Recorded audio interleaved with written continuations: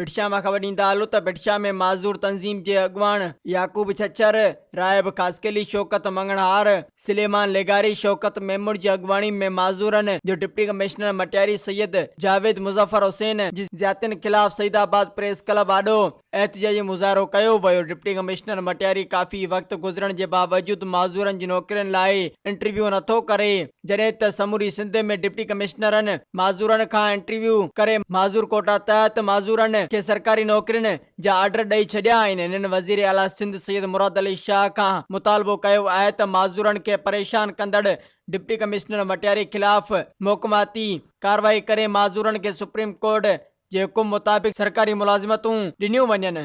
अस्सलाम वालेकुम, this is Farzana बहार।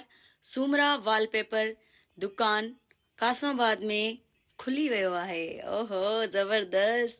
अॼुकल्ह त हर माण्हू ई चाहे थो त असां पंहिंजे घर जूं दीवारियूं तमामु ख़ूबसूरत बणायूं।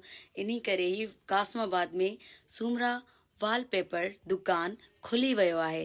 त तव्हांखे अगरि राब्तो करिणो आहे त रांझन अली सां राब्तो करे तव्हां पंहिंजे घर खे ख़ूबसूरत बणाए सघो था।